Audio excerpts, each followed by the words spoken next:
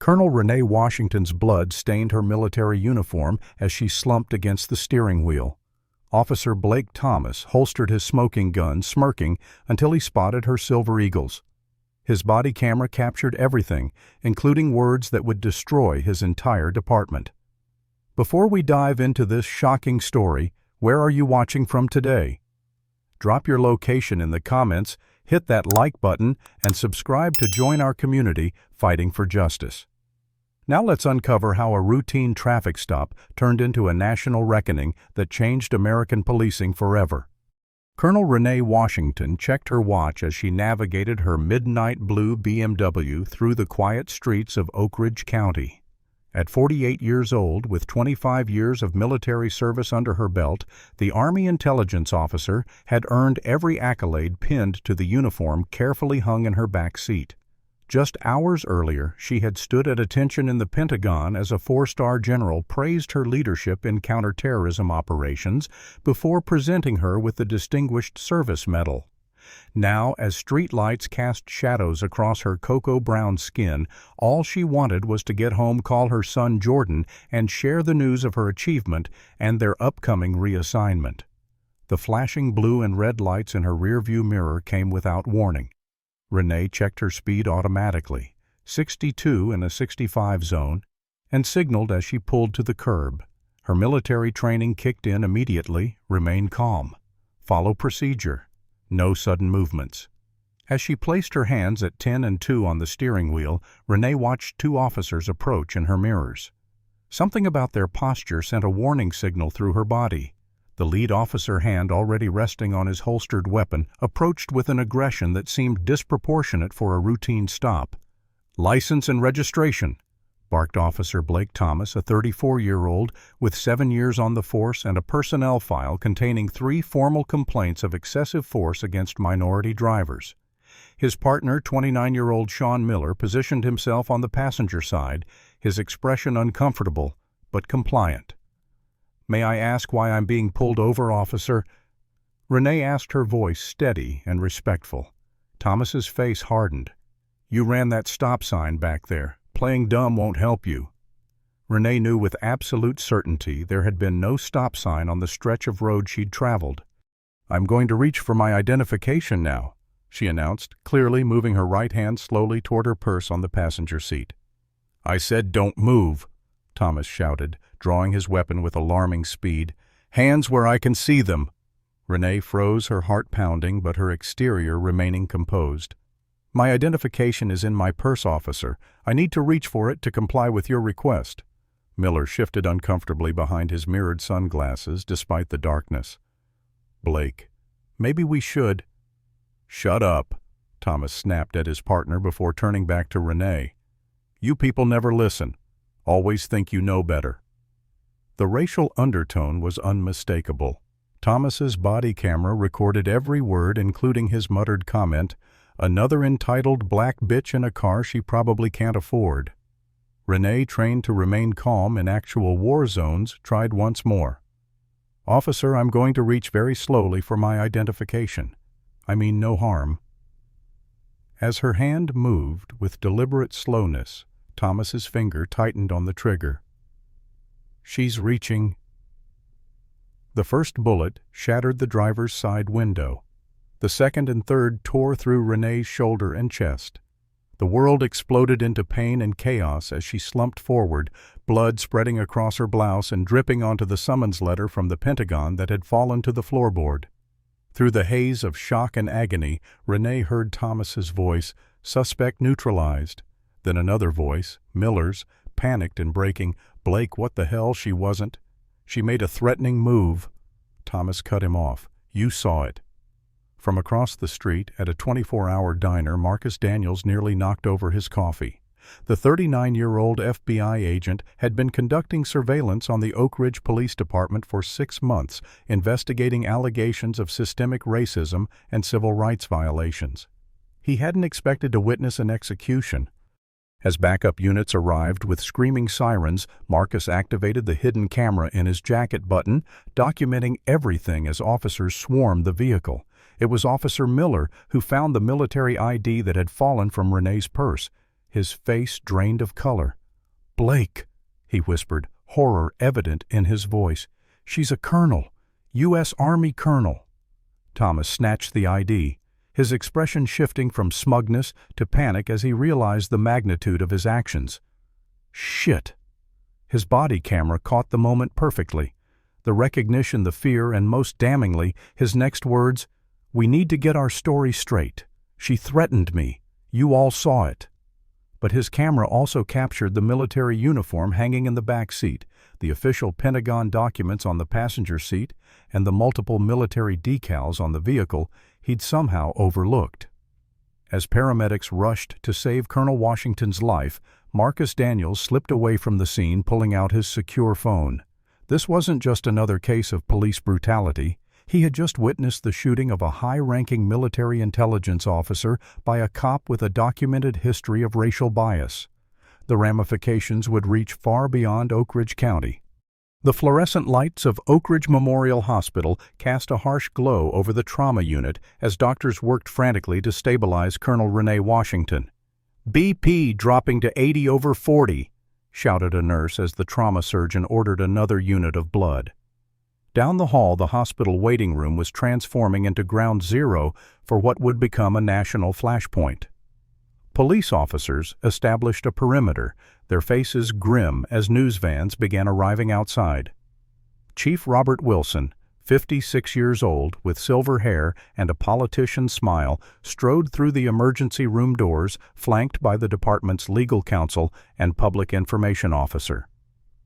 "I want hourly updates on her condition," he ordered, his voice carrying the confident authority of a man accustomed to control. "And I want all body camera footage secured immediately." What Chief Wilson didn't know was that Marcus Daniels sat just 20 feet away, baseball cap pulled low, his phone appearing to scroll social media while actually recording every word. Meanwhile, across town, 26-year-old Jordan Washington was awakened by a phone call no son should ever receive. The Army captain had inherited his mother's steady composure, but his hands shook as he threw clothes into a duffel bag and raced to his car.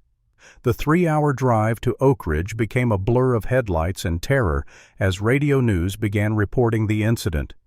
An officer-involved shooting in Oak Ridge County has left a woman in critical condition. Initial reports suggest the woman made threatening movements toward officers during a routine traffic stop. By dawn, the hospital had become the epicenter of a gathering storm. Chief Wilson stood before a forest of microphones, his expression appropriately grave but confident. At approximately 11:42 p.m., 2 of our officers conducted a traffic stop on a vehicle that ran a stop sign. During the stop, the driver made sudden movements that our officer reasonably perceived as a threat to his safety. While we regret that Colonel Washington was injured, our officer followed department protocol for threatening situations. The chief's careful framing was immediately challenged as bystander video hit social media, showing the aftermath of the shooting and capturing Officer Thomas's panicked reaction upon discovering Renee's identity. The video directly contradicted the official narrative, showing no stop sign on the stretch of road where Renee had allegedly violated traffic laws. When Jordan Washington arrived at the hospital, his military bearing provided him a strange armor as he pushed through reporters, shouting questions. Inside, he found himself face-to-face with Prosecutor Sophia Chin, a 41-year-old former civil rights attorney who had been woken by a call from the district attorney. "Captain Washington," she said, extending her hand, "I'm so sorry about your mother. I want you to know I'll be personally overseeing this investigation." Jordan studied her face, looking for the political calculation he'd come to expect from officials, but saw only determination. "They're saying she threatened the officer," he said, his voice tight with controlled rage. "My mother has been in actual war zones. She knows exactly how to behave with armed personnel." Sophia nodded. The initial police statement doesn't align with witness accounts or preliminary evidence.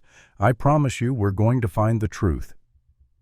As Jordan was finally allowed into the ICU to see his mother, Officer Blake Thomas sat in his kitchen staring at a glass of whiskey.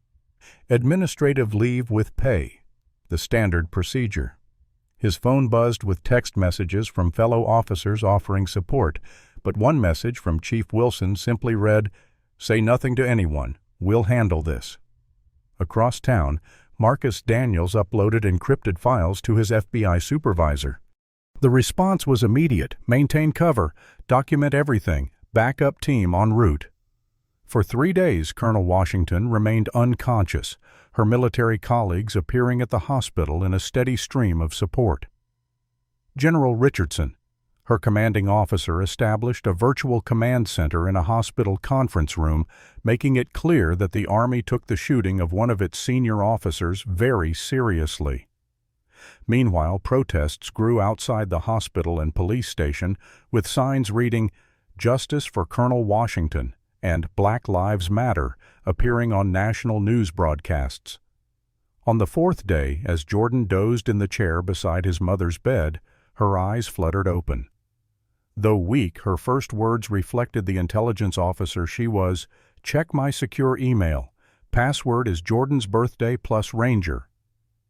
Then, before falling back into unconsciousness, she whispered, "This wasn't random, son." Outside in the hallway, Officer Miller paced nervously, having come to pay respects, but actually gathering courage for what he knew he needed to do. When Jordan emerged to find more coffee, Miller approached him. "Your mother didn't run a stop sign," he said quietly, "and she never made any threatening movement. I can't be part of this cover-up." As Jordan processed this confession across town, Marcus Daniels discovered that Officer Thomas had been involved in 2 previous shootings of black motorists, both ruled justified with minimal investigation. The FBI agent's undercover work had already documented racist language and discriminatory enforcement patterns throughout the department, but the shooting of Colonel Washington had inadvertently provided the catalyst that might finally break the blue wall of silence. In the hospital administrator's office, Chief Wilson was applying pressure of a different kind. "This situation could damage the reputation of both the department and the hospital," he told the administrator smoothly.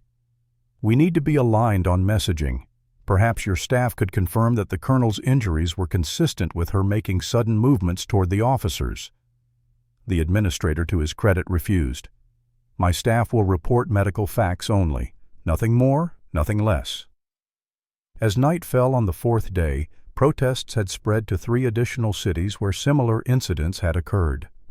Colonel Washington's shooting was becoming a symbol of a larger national reckoning. In her hospital room, monitors beeped steadily as Jordan opened his mother's secure email on a military-issued laptop, revealing a truth far more complex and dangerous than anyone had imagined. What would you do if you discovered your mother wasn't just a victim but had been deliberately targeted? As Jordan Washington stared at his mother's encrypted files, the pieces of a much larger conspiracy began taking shape before his eyes. If you believe police departments should be held accountable for systemic racism, comment number 1 right now. If you think we need better protections for whistleblowers exposing corruption, hit that like button and subscribe to our channel for more stories that the mainstream media won't tell you. Now let's uncover what Colonel Washington knew that made her so dangerous to the Oak Ridge Police Department. The secure email contained dozens of intelligence reports compiled by Colonel Washington over the previous 8 months, evidence of a domestic terrorist network with disturbing connections to law enforcement agencies across 3 states. Renee hadn't been in Oak Ridge by chance. She had been conducting a classified counterterrorism operation authorized at the highest levels of military intelligence. Jordan's military training kicked in as he methodically reviewed the files, his hands steady despite the rage building inside him. His mother had identified at least 14 police officers in the Oak Ridge Department with ties to the Patriots Vanguard, a white supremacist organization responsible for coordinating attacks on black churches, synagogues, and community centers. The knock at the hospital room door startled him. Jordan closed the laptop and positioned himself protectively beside his mother's bed before calling, "Come in." The man who entered wasn't in uniform but carried himself with the unmistakable posture of law enforcement. "Captain Washington," he said quietly, showing an FBI credential briefly before tucking it away. "My name is Marcus Daniels. We need to talk, but not here." Jordan's instincts warred between suspicion and hope. "Why should I trust you?" Marcus glanced at the hospital room's vents and light fixtures. "Because I've been investigating the Oak Ridge PD for 6 months, and I witnessed your mother's shooting. There are recording devices in this room. Meet me in the chapel in 10 minutes if you want to know the truth." The hospital chapel was empty when Jordan arrived, still wary but driven by the need for allies. Marcus was sitting in the back pew, hands open on his knees, in a deliberate posture of transparency. "Your mother wasn't randomly pulled over," Marcus began without preamble. "Officer Thomas was directed to intercept her. They knew exactly who she was and what she was investigating." Jordan felt cold certainty settle in his stomach. "The files confirm it. She uncovered connections between Oak Ridge PD and domestic terrorist groups." Marcus nodded. "I was sent to investigate civil rights violations, but I found something much bigger. Chief Wilson isn't just covering up racist policing. He's actively protecting officers who are members of the Patriots' vanguard. They've been using police resources to identify targets and cover up hate crimes." As they compared information across town, a very different meeting was taking place. Officer Blake Thomas sat in Chief Wilson's wood-paneled den, sweating as the chief paced before him. "You idiot," Wilson hissed. "You were supposed to search her car, not shoot her. Now we have the military breathing down our necks." "She reached suddenly," Thomas insisted, though his voice lacked conviction. "I thought she was going for a weapon." Wilson slammed his hand on the desk. "The body cam footage doesn't support that, and you know it. We need to make that footage disappear and get our stories straight." Meanwhile, Prosecutor Sophia Chen was discovering just how deep the corruption ran. After requesting the body cam footage and complete personnel files for both officers involved, she returned to her office to find it had been ransacked. Nothing was taken, but the message was clear. Rather than intimidating her, the break-in only strengthened her resolve. She immediately deputized 2 investigators she personally trusted and moved the case files to a secure location. As dawn broke, Jordan and Marcus formalized their alliance with Marcus, finally calling in his FBI superiors. "We've got enough to move on the corruption charges," he explained. "But we need to tread carefully. These people have connections in local government and possibly even in federal agencies." Jordan's phone rang. The hospital. His mother was awake and asking for him. When he arrived, Colonel Washington was sitting up, her military bearing evident despite the tubes and monitors. Her first words were, "They're going to try to kill me again." She detailed how her investigation had started with tracking online terrorist recruitment and led to discovering police officers providing classified information to hate groups. "The traffic stop was a setup," she confirmed. "They knew I was carrying evidence. They wanted my laptop and files." By midday, the case had exploded onto the national stage. Bystander videos showing the shooting had gone viral, contradicting the official police narrative. Military veterans organized a protective presence at the hospital. Across the country, similar cases of police violence were being revisited and re-examined. Chief Wilson called an emergency press conference, doubling down on the department's version of events. Officer Thomas is a decorated police officer with an exemplary record. This regrettable incident has been twisted by those with political agendas. What Wilson didn't know was that Officer Miller had already approached Prosecutor Chen, turning over text messages instructing officers to target the black female driver in the blue BMW, well before any alleged traffic violation. As protests swelled outside the police department, Jordan made a critical discovery in his mother's files. Financial records showing payments from private prison companies to a foundation controlled by Mayor Samuel Harris, which then dispersed funds to police department leadership. The money trail connected directly to increased arrests and convictions of black citizens on minor charges, creating a profit pipeline from racist policing to private prisons. Marcus arranged secure transport for Colonel Washington to a military medical facility where she could be better protected.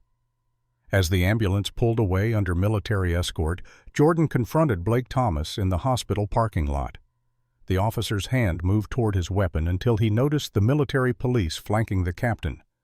"You didn't just shoot my mother," Jordan said, his voice carrying the cold precision of a man trained for combat. "You tried to assassinate a United States Army colonel conducting a counter-terrorism operation. That makes you an enemy of the state." Thomas's face drained of color as he realized the full implications of his actions.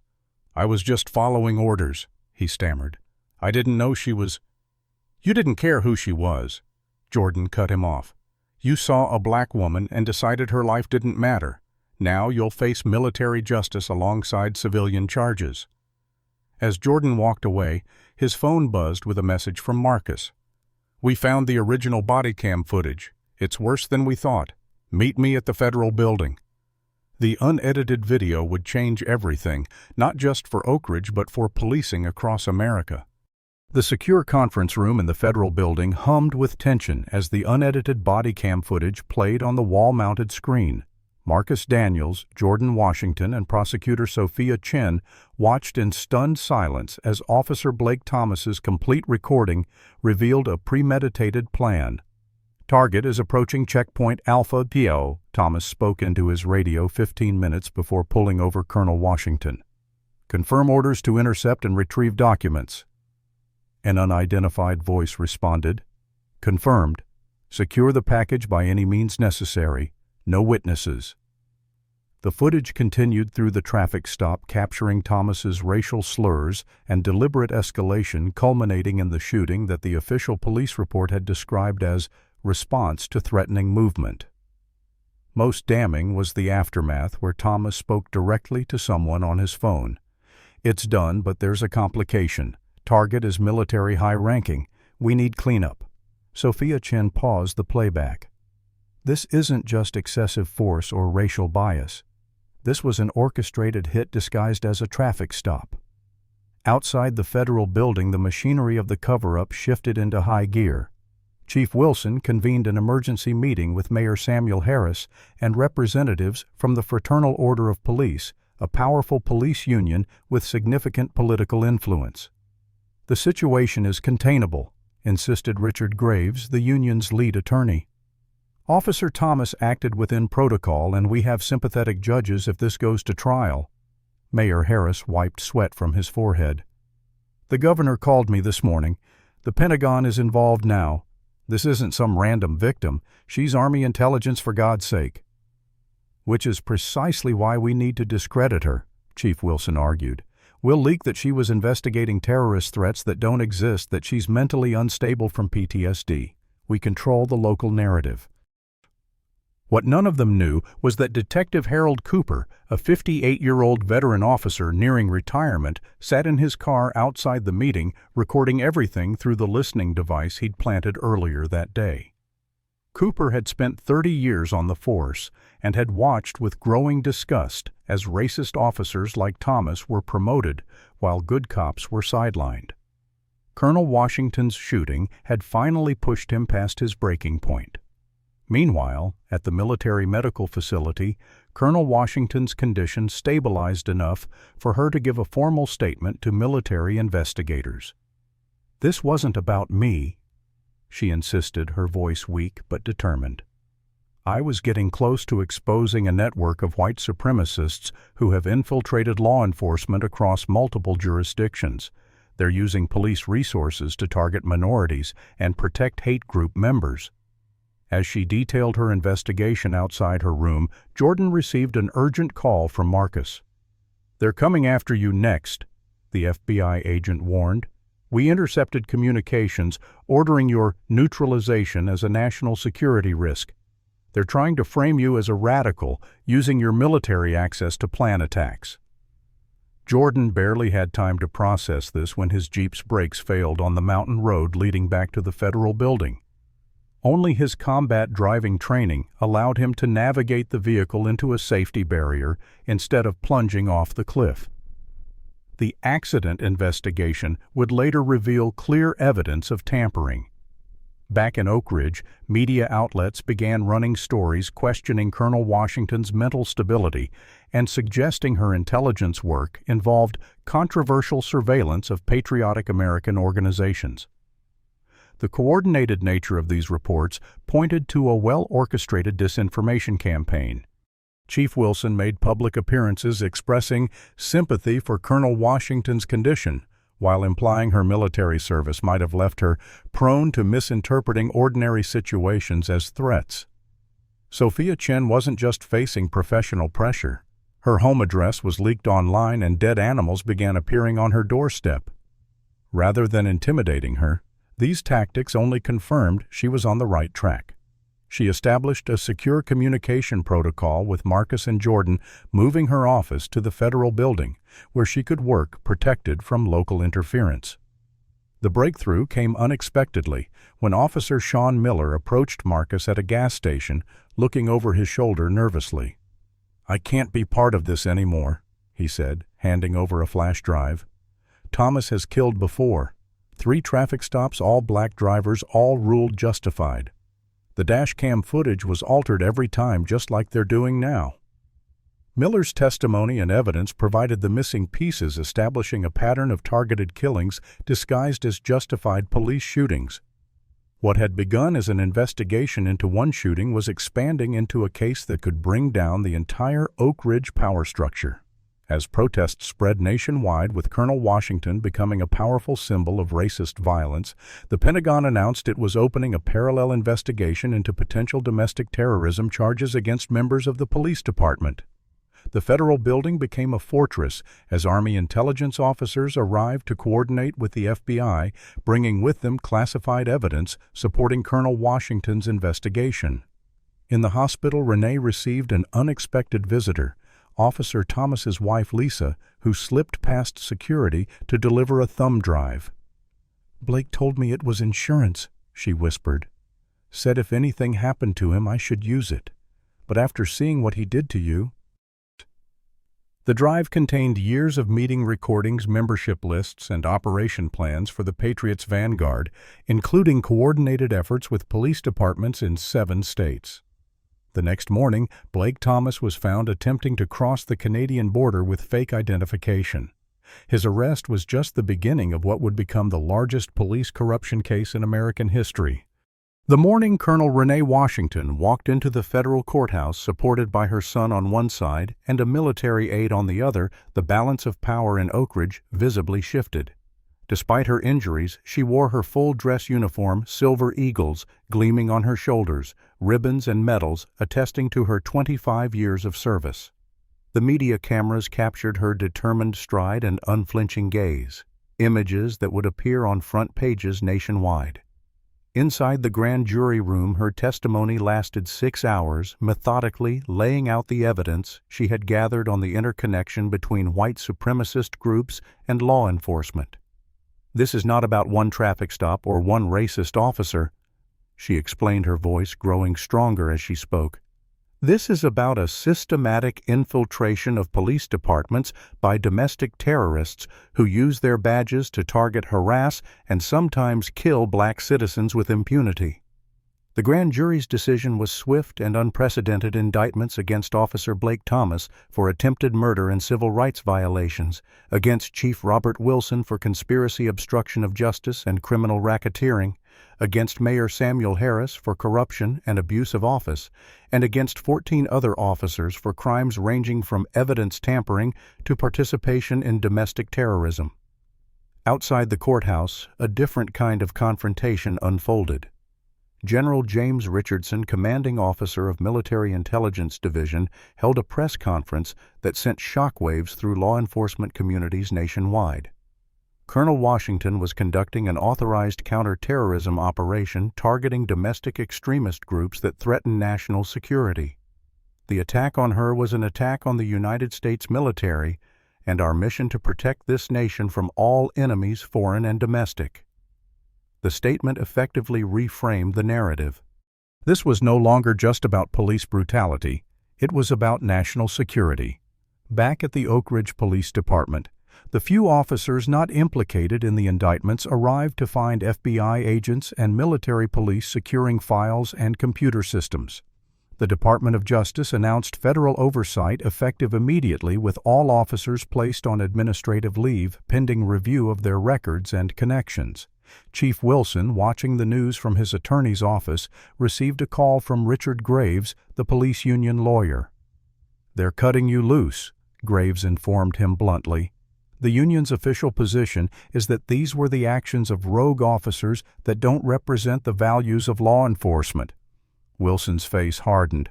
"After everything I've done for them, the promotions, the protected assignments, the covered-up complaints, you've become a liability," Graves replied. "Political winds are shifting. Accept the plea deal they're offering. It's the best you'll get." Meanwhile, Officer Sean Miller entered federal protective custody after his house was firebombed, a clear message from those he had betrayed by cooperating with prosecutors. The bombing backfired spectacularly, providing physical evidence of the threats faced by officers who broke the blue wall of silence and validating Miller's claims about department retaliation. At the military medical facility, Colonel Washington received an unexpected visitor. Prosecutor Sophia Chin arrived with news that would reshape the case. "We've been approached by 6 other officers willing to testify," she explained. "They've been documenting racist practices and cover-ups for years, but were afraid to come forward until now. Your case broke the dam." Renee nodded, unsurprised. In every corrupt system there are good people trapped by fear. Sometimes they just need to see that resistance is possible. As she recovered, Colonel Washington began working directly with a joint military FBI task force, connecting her intelligence on domestic terrorism to the growing evidence of police corruption. The investigation expanded to 3 neighboring counties where similar patterns emerged. Traffic stops used to target black citizens, evidence planted to justify searches, excessive force normalized through departmental culture and protected by supervisors. In Washington, D.C., the President addressed the nation. "The events in Oak Ridge have exposed a cancer within some law enforcement agencies that betrays the oath to protect and serve. Today, I am establishing a National Police Accountability Commission with broad powers to investigate departments where patterns of civil rights violations suggest systemic problems."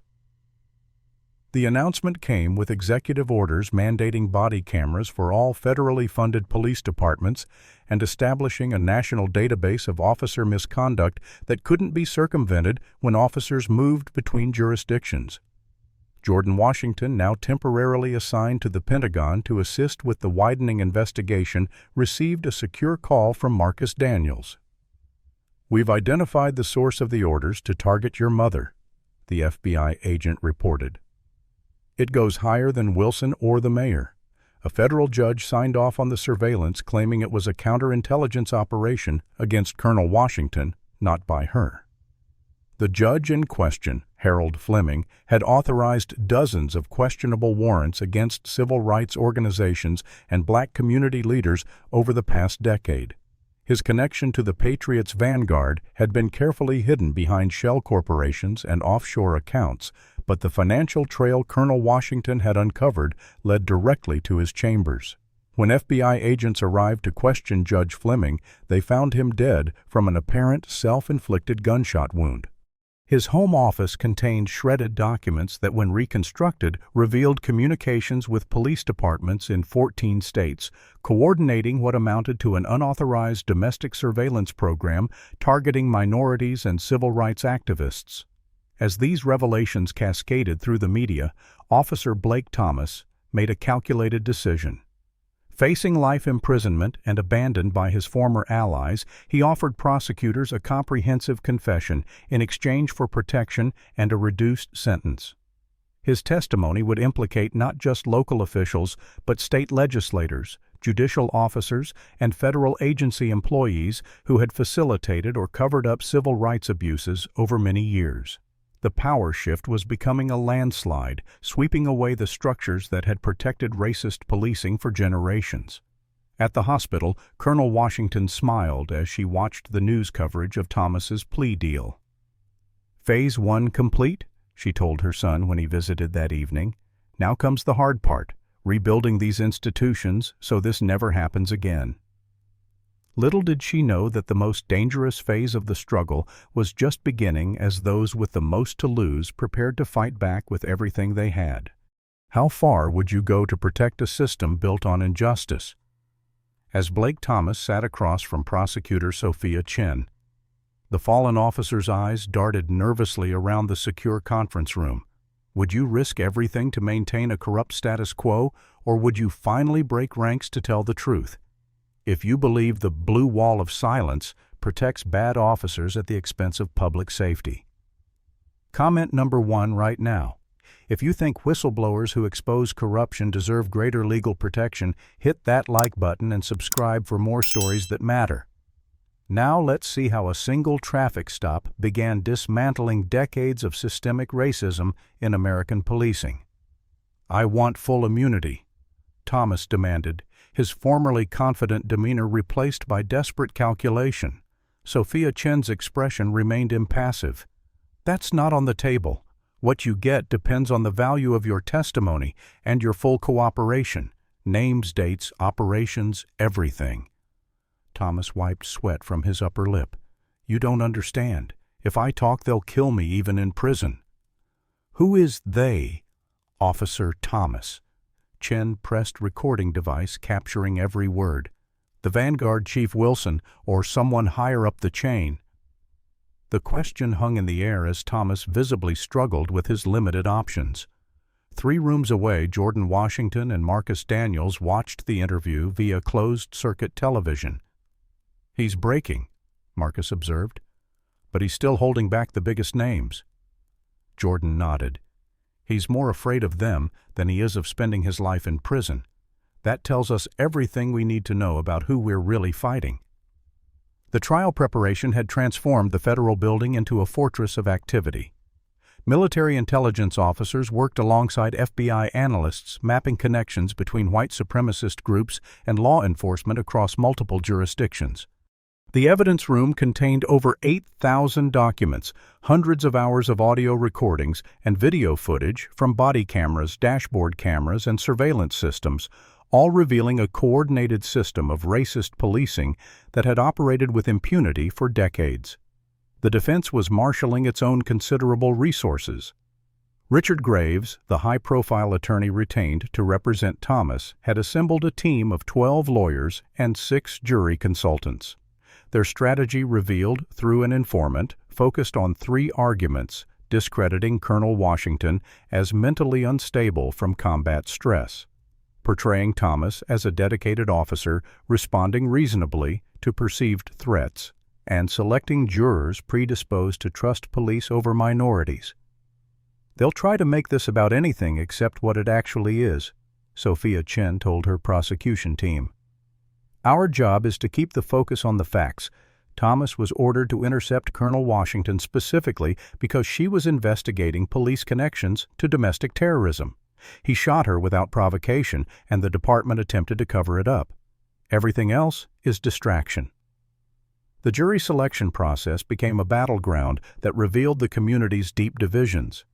Graves challenged every potential black juror using transparent pretexts that Judge Amelia Rodriguez repeatedly overruled. "Mr. Graves," she finally said after his 12th such challenge, "if you continue this pattern of discriminatory challenges, I will take appropriate action under Batson v. Kentucky." Her reference to the Supreme Court case prohibiting racial discrimination in jury selection put the defense on notice that their tactics were being monitored. Across town, Officer Sean Miller prepared for his testimony from a safe house accompanied by U.S. Marshals. His decision to break ranks had made him a pariah among his former colleagues, but a key witness for the prosecution. "Thomas had a list," he explained during preparation sessions. "Black drivers to pull over manufactured reasons for the stop's specific protocols for escalation. It wasn't just bias, it was a systematic targeting operation." As Miller's testimony was prepared, Colonel Washington underwent her 5th surgery to repair damage from the shooting. Each operation was followed by grueling physical therapy, which she approached with the same discipline she brought to military operations. "The doctors say I'm pushing too hard," she told Jordan during his daily visit. "But I need to be strong enough to face Thomas in that courtroom. He needs to see me standing tall in my uniform." The trial date approached with increasing tension. Death threats arrived daily against witnesses, prosecutors, and Judge Rodriguez. Marcus uncovered a plot to bomb the courthouse, leading to the arrest of 3 Patriots Vanguard members with connections to law enforcement in neighboring counties. Media coverage intensified as the case became a flashpoint in the national conversation about race and policing. Conservative outlets portrayed Thomas as a scapegoat for larger political agendas, while progressive media highlighted the systemic nature of the corruption revealed through the investigation. In Washington, D.C., congressional hearings began examining federal policies that had enabled local police departments to operate with minimal oversight despite repeated civil rights complaints. The testimony of grieving parents whose children had died in police custody created powerful momentum for legislative reform. 2 weeks before the trial, a potential bombshell threatened to derail the proceedings. Defense Attorney Graves filed a motion claiming Colonel Washington had been conducting unauthorized surveillance on American citizens, a federal crime that would undermine her credibility and possibly lead to charges against her. The motion was based on selective leaks from her classified intelligence work. Jordan was furious when he learned of the filing. "They're trying to paint her as a rogue agent to justify what they did to her." General Richardson personally intervened, providing the court with clearance to review the classified directives authorizing Colonel Washington's investigation. Judge Rodriguez reviewed the materials in chambers and issued a sealed ruling.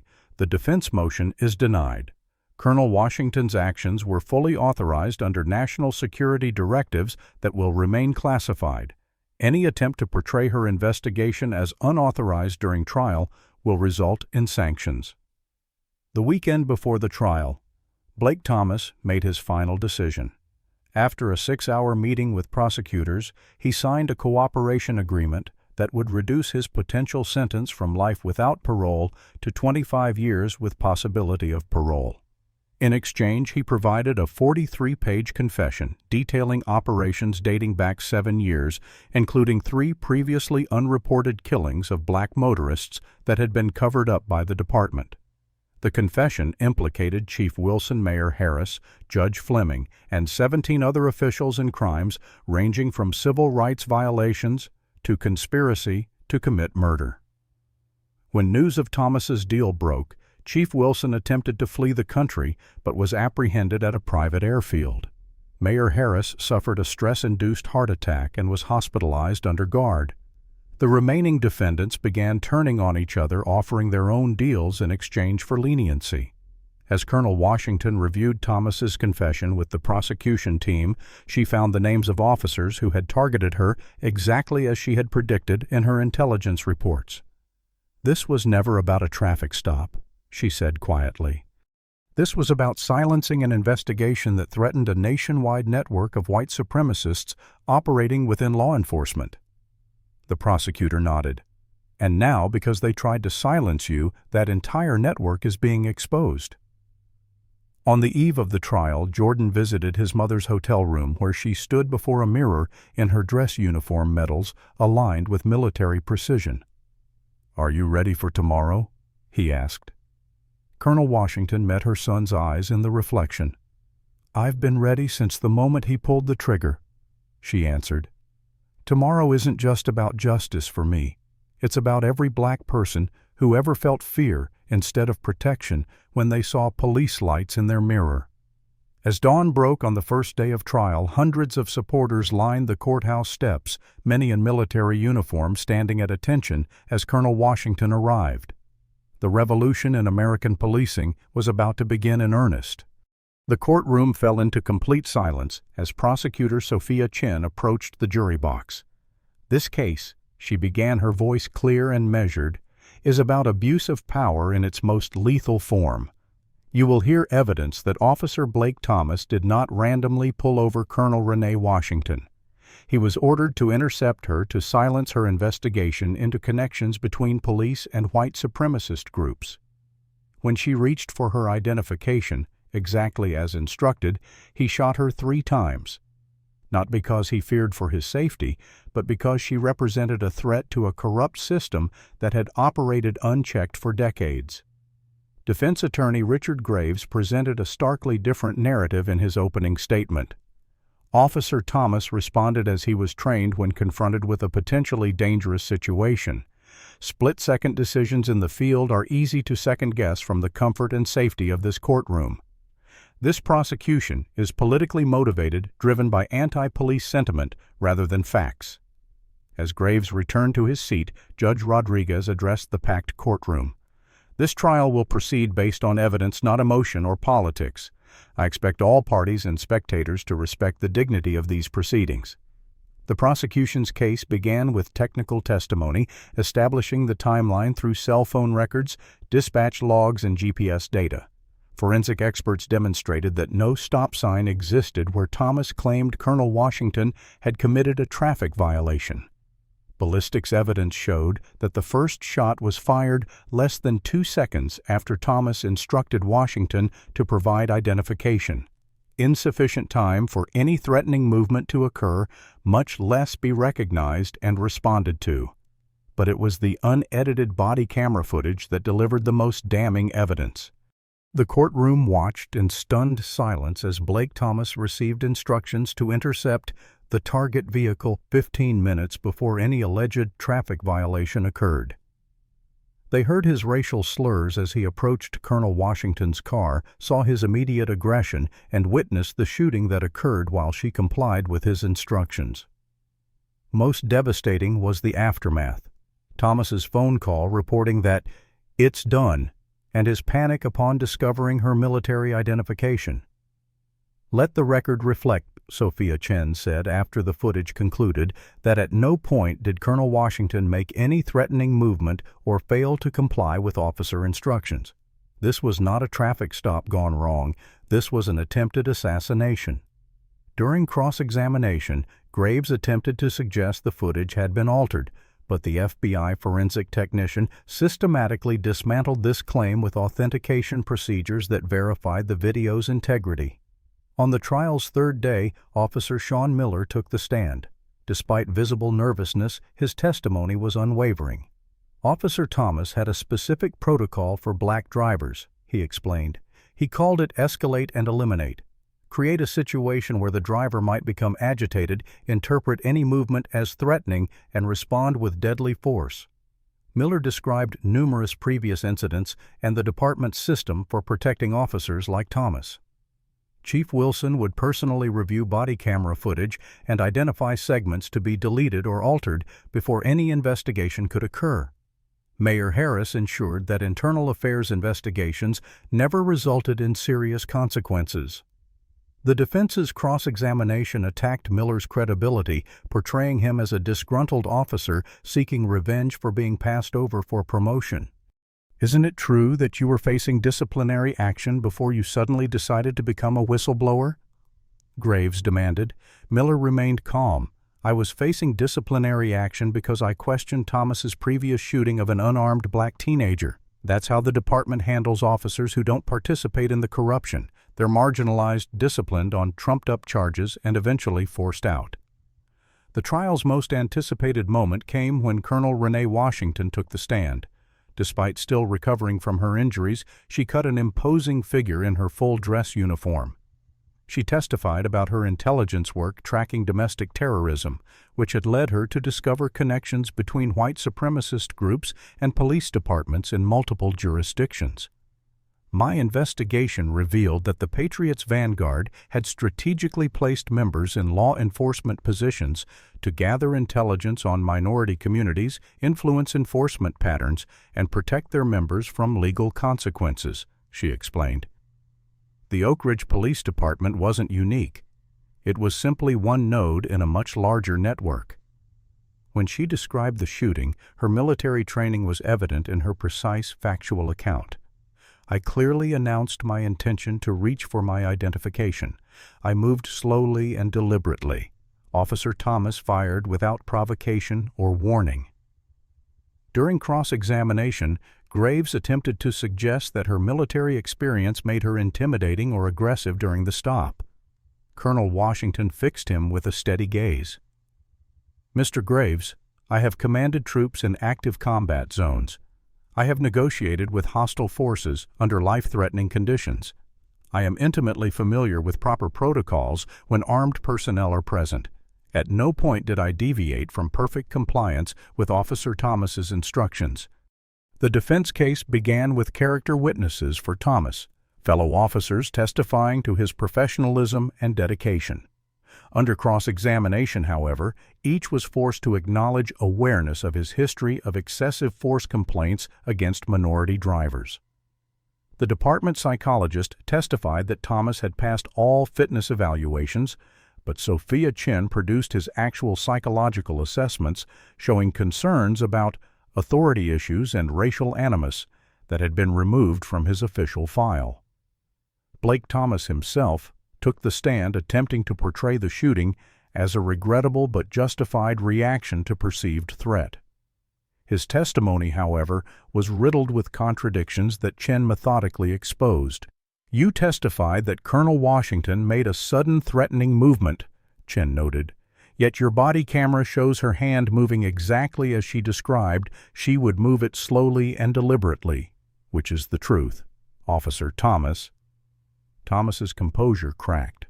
"Look, you don't understand what it's like out there. Every traffic stop could be your last. You have to make split-second decisions." "Is that why you called in that you had intercepted the target 15 minutes before any traffic violation occurred?" Chen pressed. "Was that a split-second decision too?" The trial's most dramatic moment came when Marcus Daniels testified, revealing his identity as an undercover FBI agent. He described witnessing the shooting and his 6-month investigation into the department's discriminatory practices. The Oak Ridge Police Department operated as 2 separate entities, he explained. For white citizens, they functioned as normal law enforcement. For black citizens, they operated as an occupying force, aggressive, punitive, and fundamentally adversarial. His testimony introduced financial evidence showing how the department profited from excessive arrests and citations in minority neighborhoods, with kickbacks flowing to department leadership from private prisons, bail bond companies, and asset forfeiture. As the trial neared conclusion, a surprise witness appeared. Harold Cooper, the veteran detective who had secretly recorded department leadership planning the cover-up. His testimony corroborated every element of the prosecution's case while adding new details about how the corruption had evolved over his 30-year career. "It wasn't always this blatant," he told the silent courtroom. "It happened gradually. A racist comment tolerated here, an excessive force complaint buried there. Eventually a culture developed where officers understood that certain actions against certain citizens would be protected, even rewarded." In closing arguments, Richard Graves emphasized reasonable doubt, the pressures of policing, and the split-second nature of Thomas's decision. Sophia Chen, by contrast, methodically reviewed the evidence showing premeditation, coordination, and cover-up.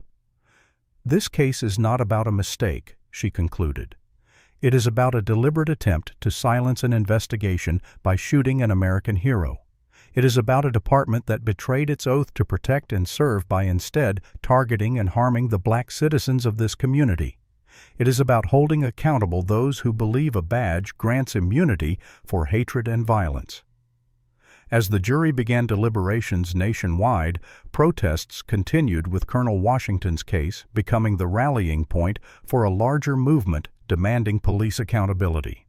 In cities across America, similar cases were being reopened, similar patterns exposed. Whatever the verdict, American policing would never be the same. For 4 days, the jury deliberated while the nation held its breath. Outside the courthouse, crowds grew larger each day. Military veterans standing shoulder to shoulder with civil rights activists, all awaiting justice for Colonel Washington. Inside the deliberation room, the 12 jurors methodically reviewed hundreds of exhibits and thousands of pages of testimony. Their task was complicated when 2 jurors reported receiving threatening phone calls, prompting Judge Rodriguez to sequester the entire panel and launch an investigation that would eventually lead back to associates of Chief Wilson. On the morning of the fifth day, the jury foreperson sent a note to the judge. "We have reached unanimous verdicts on all counts." The courtroom filled to capacity as Colonel Washington took her seat beside Prosecutor Chin. Jordan sat directly behind his mother while Marcus Daniels and the FBI team occupied the row behind him. Blake Thomas was brought in wearing a suit rather than prison jumpsuit, a courtesy that highlighted the preferential treatment police officers often received even when charged with serious crimes. As Judge Rodriguez read the verdict aloud, Thomas stared straight ahead, his expression unreadable. On the count of attempted murder in the first degree, we find the defendant Blake Thomas guilty. A collective exhalation swept through the courtroom, followed by complete silence as the remaining verdicts were read. Guilty on all counts. Attempted murder, civil rights violations, conspiracy evidence tampering, and obstruction of justice. Only when Judge Rodriguez thanked the jury for their service did Colonel Washington allow herself a single dignified nod. Thomas was immediately taken into custody, his bail revoked based on the severity of the convictions. The sentencing hearing was scheduled for 1 month later, but the cascade of consequences began immediately. Within hours, Blake Thomas's attorney contacted the U.S. Attorney's Office with an offer full cooperation against department leadership and other conspirators in exchange for consideration at sentencing. By nightfall, federal agents were executing search warrants at Chief Wilson's home, Mayor Harris's office, and the residences of 14 other officers implicated in Thomas's detailed confession. What they found exceeded even the prosecution's expectations. Encrypted communications detailing not just the targeting of Colonel Washington, but a years-long conspiracy to harass, arrest, and sometimes kill black citizens who were deemed problems. Most disturbing were the connections to 3 unsolved murders of civil rights activists that had been officially attributed to gang violence, but were actually orchestrated by officers following orders from department leadership. Jordan watched the news coverage of the arrests from his mother's hospital room, where she had been readmitted for complications from her injuries. "They actually did it," he said, still sounding surprised despite having fought for this outcome. "They're bringing down the entire network." Colonel Washington smiled tiredly. "This is just one department in one county. The same corruption exists in hundreds of jurisdictions across the country." Her words proved prophetic, as Thomas's testimony led to investigations in 7 neighboring counties, each revealing similar patterns of racism, corruption, and targeted violence against minority citizens. Within a week, the Department of Justice announced the creation of a specialized task force headed by Marcus Daniels, dedicated to investigating police departments with patterns of civil rights violations. Sophia Chin was offered the position of deputy director, but declined, choosing instead to continue her work as a prosecutor, focusing on police accountability cases.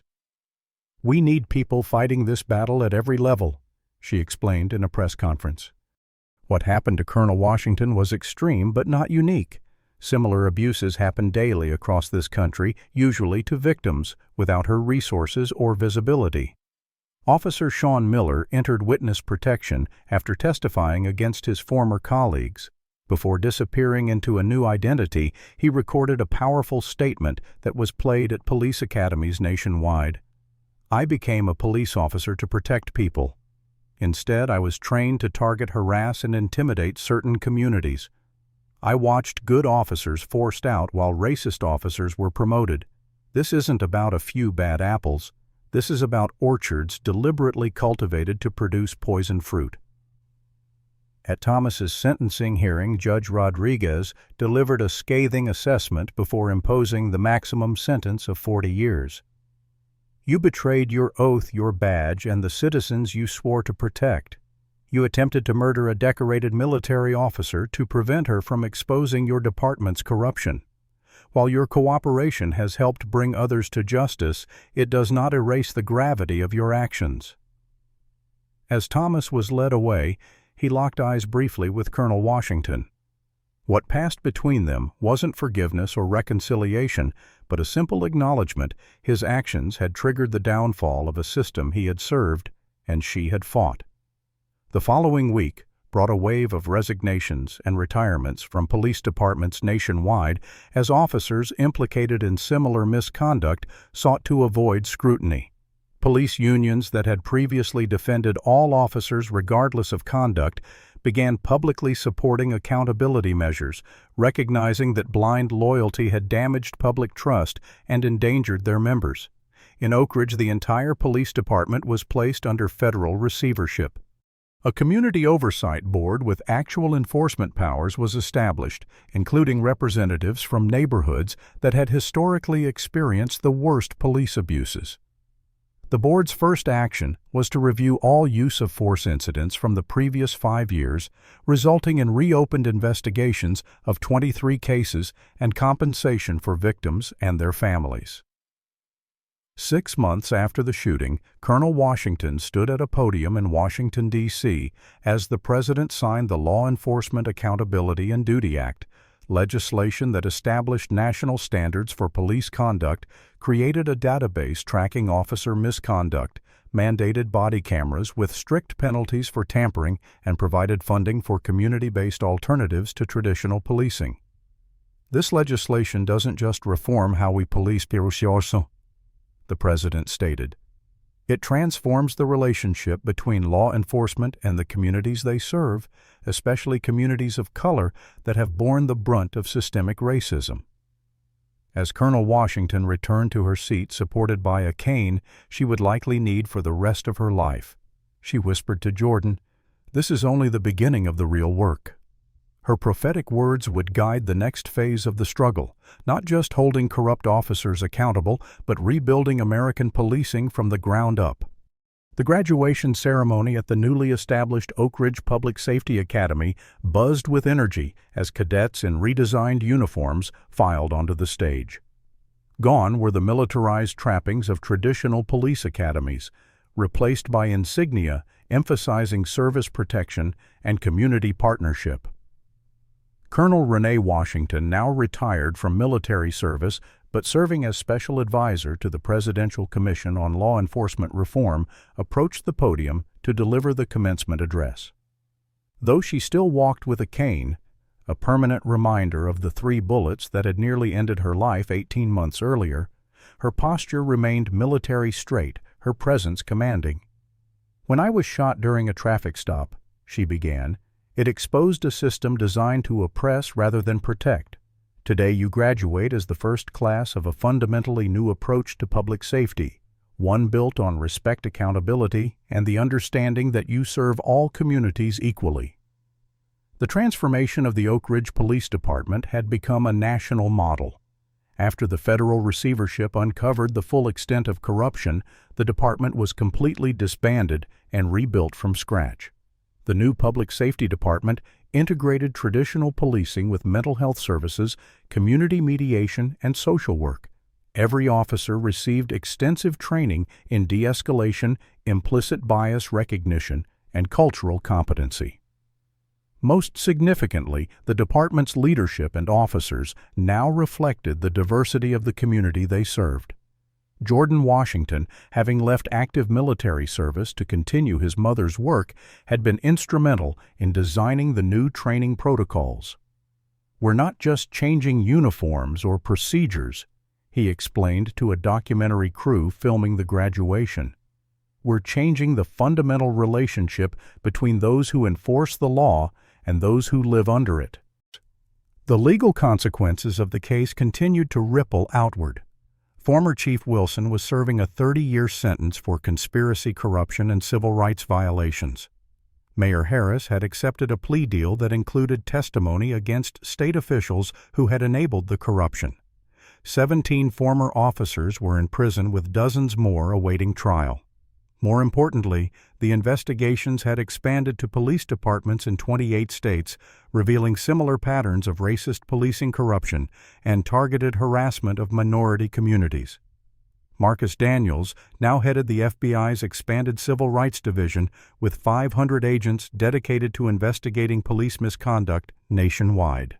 The task force had already secured indictments against officers and officials in 14 departments, with dozens more under active investigation. What we found in Oak Ridge wasn't an anomaly, Marcus testified before Congress. It was a blueprint that existed in departments across the country, a systematic targeting of minority citizens protected by a culture of silence and enabled by insufficient oversight. The Washington Protocols, named after Colonel Renee, had been adopted by police departments in over 300 cities. These included mandatory body cameras with automatic upload to secure servers, civilian oversight boards with subpoena power, and early intervention systems that identified officers showing patterns of concerning behavior before misconduct occurred. Most controversially, the protocols dismantled the qualified immunity that had long protected officers from legal consequences for their actions. Former Officer Sean Miller had emerged from witness protection to become an advocate for police reform. His testimony about how racism was institutionalized within department culture had been instrumental in shifting public understanding from a few bad apples to recognition of systemic problems. "I was taught that certain neighborhoods were war zones and certain citizens were the enemy," he explained in training sessions for oversight boards. That mentality turns officers into occupiers rather than protectors. Blake Thomas, serving his 40-year sentence in federal prison, had provided evidence that led to the indictment of judges who had systematically dismissed civil rights cases, prosecutors who had declined to pursue charges against officers despite clear evidence, and private prison executives who had incentivized arrests in minority communities. His prison journals, published online, offered a disturbing insight into how ordinary people could be trained to view certain citizens as less deserving of dignity and rights. On the anniversary of the shooting, Colonel Washington returned to the intersection where Thomas had pulled her over. The street had been renamed Justice Way, and a small memorial plaque commemorated not just her experience but the transformation it had triggered. As she stood there, a police cruiser from the new department pulled up beside her. The officer, a young black woman, rolled down her window. "Ma'am, I just wanted to thank you. I wouldn't be wearing this badge if it weren't for what you endured and what you changed." Colonel Washington nodded, emotion briefly breaking through her composed exterior. "Wear it with honor, officer. Remember who you serve." Later that week, Colonel Washington received the Presidential Medal of Freedom in a White House ceremony attended by families who had lost loved ones to police violence.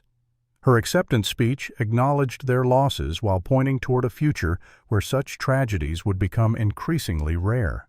"True justice isn't just about punishment for wrongdoing," she said. "It's about creating systems that protect human dignity and ensure equal treatment under law." The work continues, but today we can say with confidence, change is possible, accountability is essential, and no badge places anyone above justice. As the ceremony concluded, Jordan approached his mother with news from Oak Ridge. The Community Oversight Board had just completed its review of all cases from the previous regime. Families were being notified, convictions based on planted evidence were being overturned, and compensation was being arranged for victims of police misconduct. "It's happening, Mom," he said quietly. "Real change, not just promises." Colonel Washington squeezed her son's hand. "This is what I was fighting for all along. Not just for myself, but for every person who deserves to be treated with dignity by those sworn to protect them." The following morning, Colonel Washington drove through Oak Ridge in the same BMW she had been driving the night of the shooting. At a stop sign, a real one this time, she watched as an officer from the new department conducted a traffic stop with a young black driver. The interaction was respectful, professional, and ended with the driver receiving a warning rather than a ticket. As Colonel Washington continued her drive, she reflected on how a single moment of injustice had catalyzed a movement for transformation. The system wasn't perfect yet. True change would require ongoing vigilance and commitment. But for the first time in American history, the ideal of equal justice under law seemed like a possibility rather than just a slogan engraved on courthouse walls. What lessons have you taken from Colonel Washington's story? Do you believe police reform is possible, or do we need more fundamental changes to create true justice? Comment your thoughts below, subscribe for more stories that matter, and share this video with someone who needs to understand the power of standing up to systemic injustice. Thank you for joining me on this journey through one of the most significant civil rights cases of our time. And remember, change begins when someone refuses to accept injustice as normal. Colonel Washington's story teaches us that systemic change requires courage from both victims and witnesses.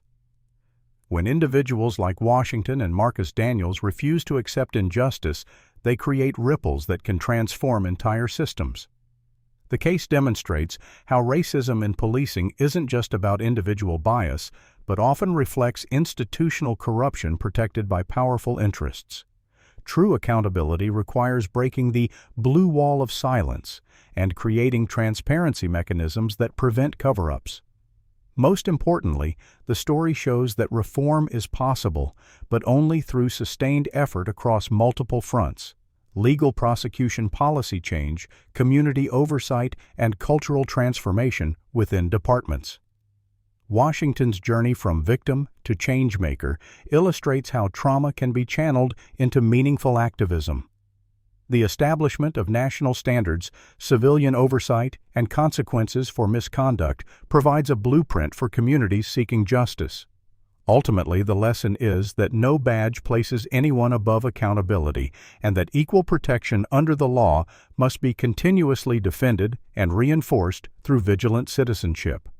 What racial injustices have you witnessed in your own community, and what small steps could you take to address them? Has this story changed your perspective on police accountability? Drop your thoughts in the comments below. If you believe everyone deserves equal treatment under the law regardless of race, hit that like button to stand with Colonel Washington's fight for justice. Subscribe to our channel for more powerful stories about ordinary people challenging corrupt systems and creating lasting change. Share this video with someone who needs to understand how racism operates within institutions and what it takes to dismantle it. Thank you for bearing witness to Colonel Washington's journey from victim to champion of justice. Remember, in the face of systemic racism, silence is complicity. Your voice matters in creating the equal society we all deserve.